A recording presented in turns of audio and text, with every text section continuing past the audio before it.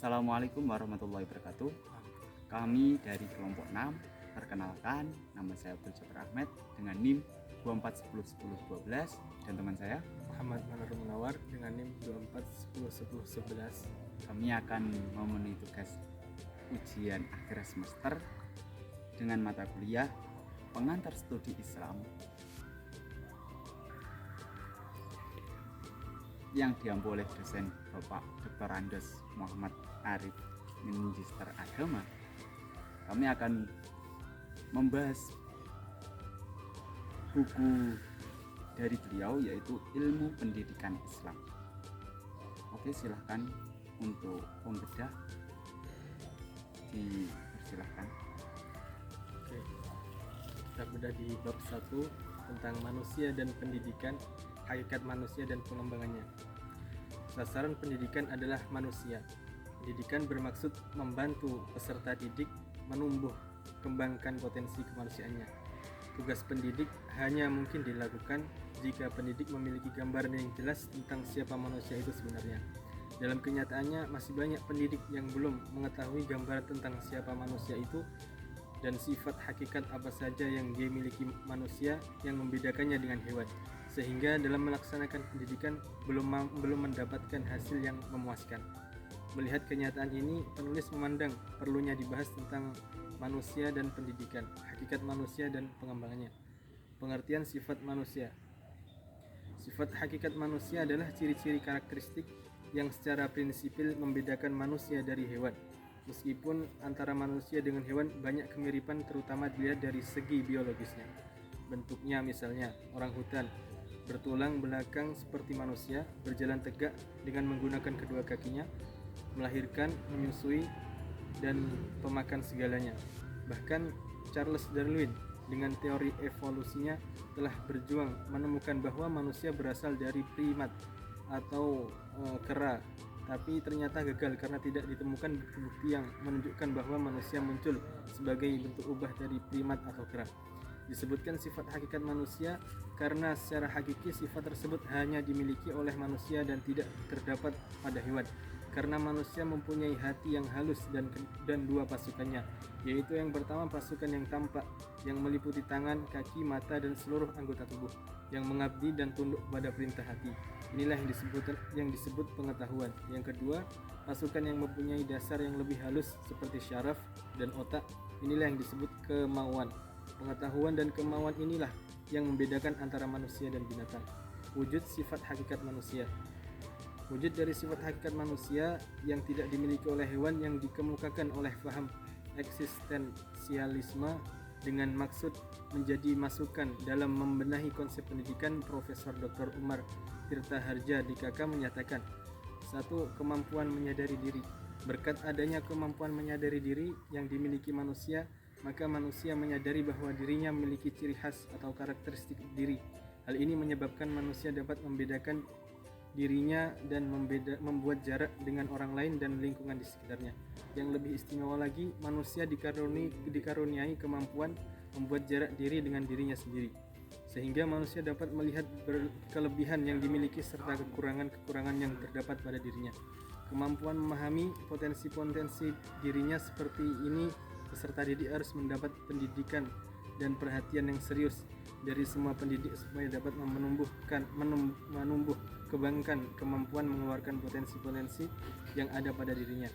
Yang kedua, kemampuan bereksistensi. Kemampuan bereksistensi adalah kemampuan manusia yang menempatkan diri dan dapat menembus atau menerobos serta mengatasi batas-batas yang membelenggu dirinya, sehingga manusia tidak terbelenggu oleh tempat dan waktu. Dengan demikian manusia dapat menembus ke sana dan ke masa depan. Kemampuan bereksistensi perlu dibina melalui pendidikan. Peserta didik diajar agar belajar dari pengalamannya, mengantisipasi keadaan dan peristiwa, belajar melihat prospek masa depan dan sesuatu, serta mengembangkan imajinasi kreatifnya sejak masa kanak-kanak. Kata hati. 3. Kata hati. Kata hati juga sering disebut dengan istilah hati nurani, lubuk hati, suara hati, pelita hati, dan sebagainya. Kata hati adalah kemampuan membuat keputusan tentang yang baik atau benar dan yang buruk atau yang salah, bagi manusia sebagai manusia. Untuk melihat alternatif mana yang terbaik perlu didukung oleh kecerdasan akal budi. Orang yang memiliki kecerdasan akal budi disebut tajam kata hatinya.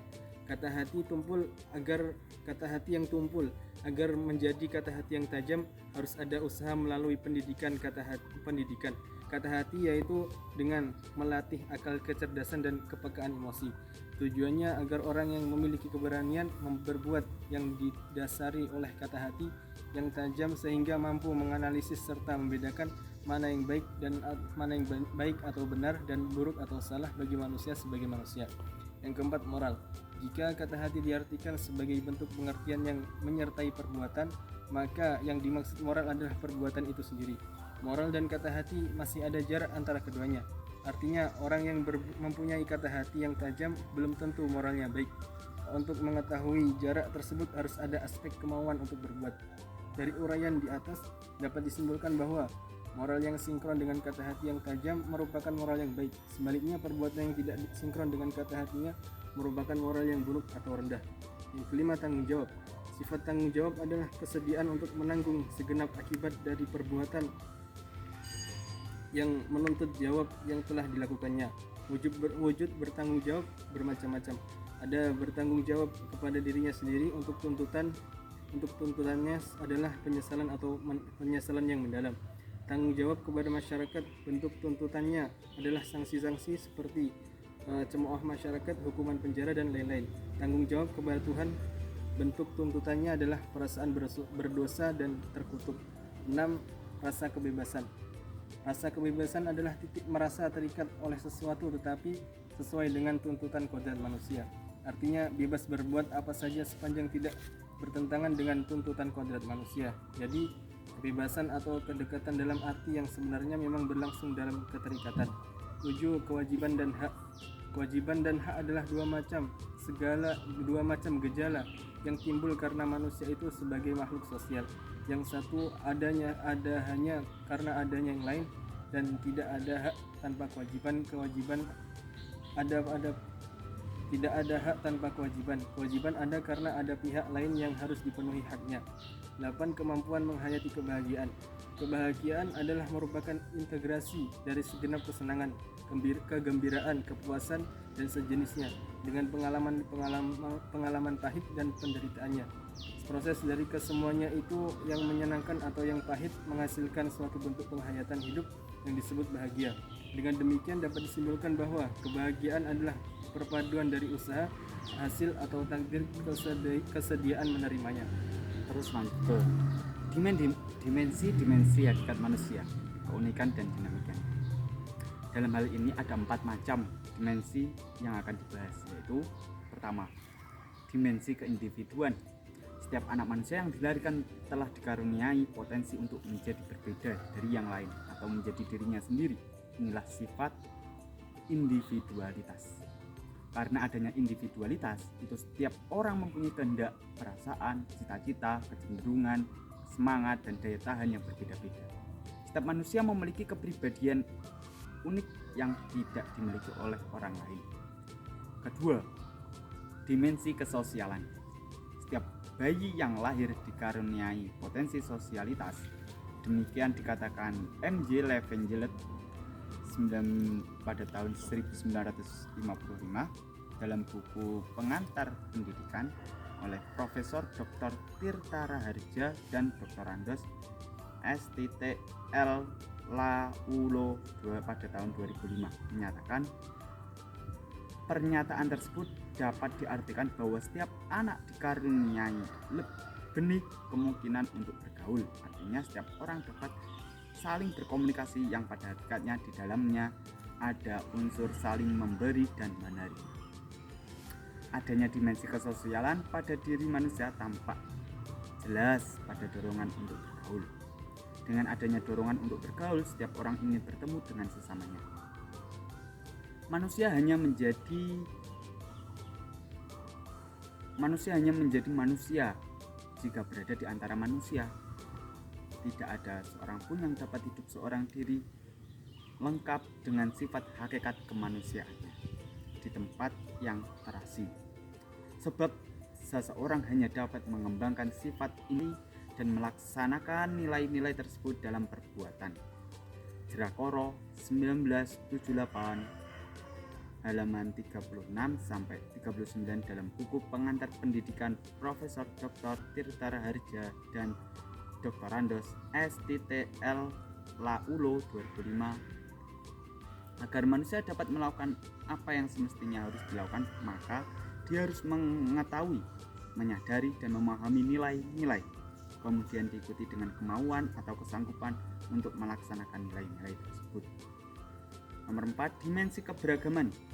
Pada hakikatnya, manusia adalah makhluk religius. Mereka percaya bahwa di luar alam yang dapat dijangkau oleh indranya, ada kekuatan yang menguasai alam semesta ini. Maka dengan adanya agama yang diturunkan oleh Tuhan, manusia menganut agama tersebut. Beragama merupakan kebutuhan manusia karena manusia adalah makhluk yang lemah sehingga memerlukan tempat bertopang. Manusia memerlukan agama demi keselamatan hidupnya. Manusia dapat menghayati agama melalui proses pendidikan agama. Disinilah tugas orang tua dan semua pendidik untuk melaksanakan pendidikan agama kepada anaknya atau anak didiknya. Lanjut, pengembangan proses pendidikan dimensi hakikat manusia. Pengembangan dimensi hakikat manusia menjadi tugas pendidikan. Pengembangannya dibagi menjadi dua, yaitu 1. Pengembangan yang utuh. Kedua, pengembangan yang tidak utuh. Kita bahas pengembangan yang utuh. Silakan. Oke.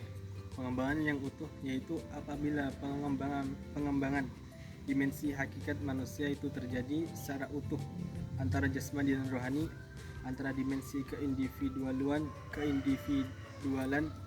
kesosialan, kesusilaan, dan keberagamaan, antara aspek kognitif, afektif, dan psikomotorik.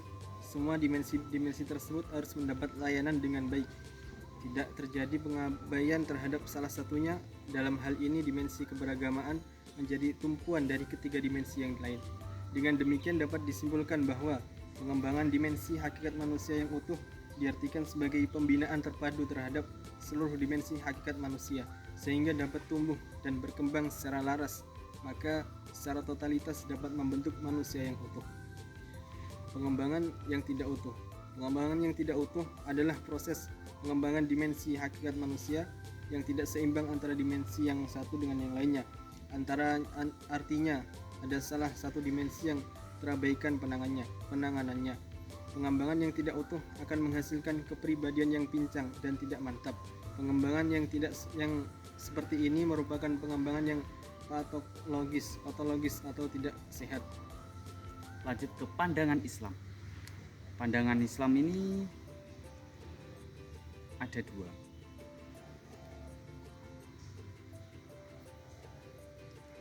Yang pertama, pandangan Islam terhadap manusia. Menurut pandangan Islam, manusia adalah makhluk Allah yang paling mulia daripada yang lainnya.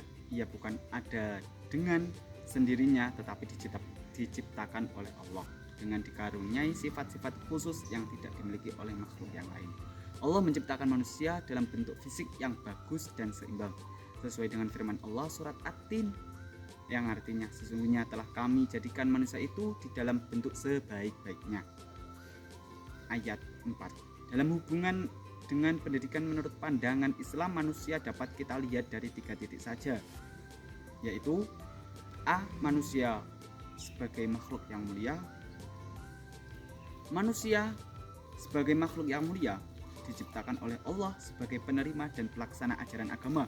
Oleh karena itu, ia ditempatkan pada kedudukan yang mulia. Untuk mempertahankan kedudukannya yang mulia dan bentuk pribadi yang bagus itu, Allah melengkapinya dengan akal dan perasaan yang memungkinkan manusia menerima dan mengembangkan ilmu pengetahuan dan membudayakan ilmu yang dimilikinya. Ini berarti manusia sebagai makhluk yang mulia dikarenakan manusia dikaruniai 1 akal dan perasaan, 2 ilmu pengetahuan, 3 kebudayaan yang seluruhnya dikaitkan kepada pengabdian pada pencipta Allah Subhanahu wa taala.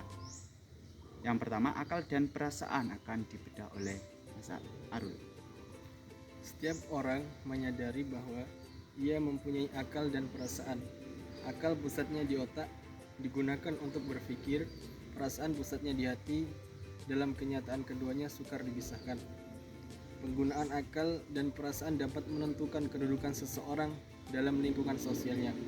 Kemampuan berpikir dan merasa ia merupakan anugerah Allah yang paling besar, dan ini pula lah yang membuat manusia itu istimewa dan mulai dibandingkan dengan makhluk yang lainnya.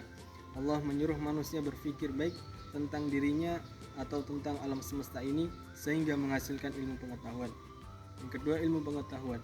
Ilmu pengetahuan adalah sesuatu yang diketahui oleh manusia melalui pengalaman, informasi, perasaan, atau intuisi. Ilmu pengetahuan merupakan hasil pengolahan akal yang berpikir dan perasaan tentang sesuatu yang diketahui itu.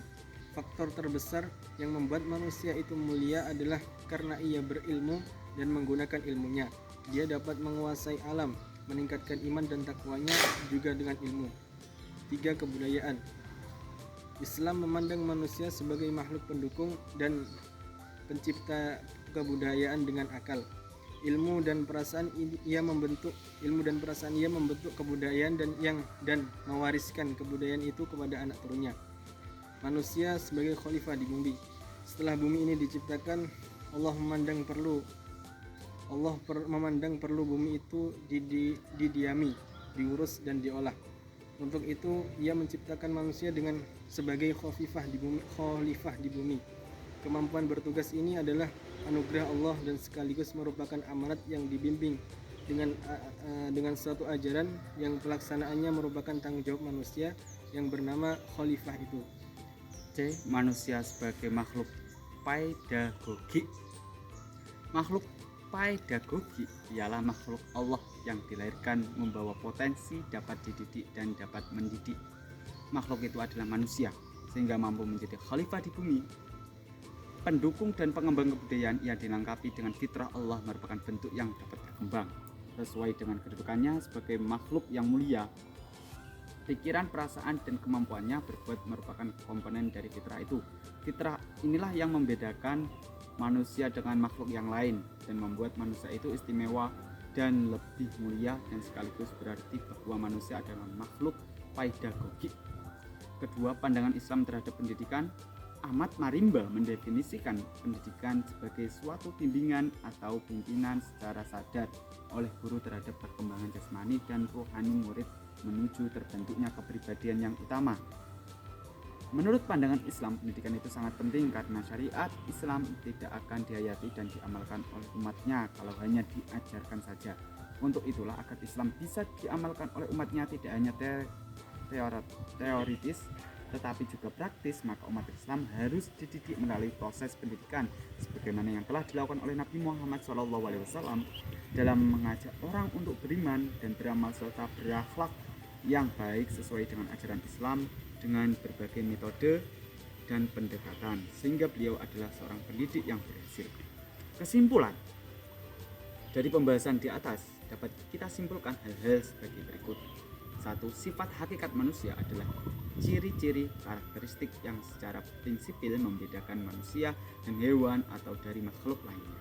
Kedua, wujudnya sifat hakikat manusia antara lain kemampuan manusia menyadari diri, kemampuan bereksistensi, mempunyai kata hati, moral, tanggung jawab, rasa kebebasan, kewajiban, dan hak, serta kemampuan menghayati kebahagiaan. Ketiga, dimensi-dimensi sifat hakikat manusia ada 4, yaitu dimensi keindividuan, kesosialan, kesusilaan, dan keberagaman. Pengembangan dimensi hakikat manusia ada 2, yaitu pengembangan yang utuh dan pengembangan yang tidak utuh. 5. Menurut pandangan Islam terhadap manusia adalah sebagai makhluk yang mulia karena dikarunia akal dan perasaan, ilmu pengetahuan dan kebudayaan utuh mengabdi kepada Allah. Manusia sebagai khalifah di muka bumi. Terus manusia sebagai makhluk pedagogik.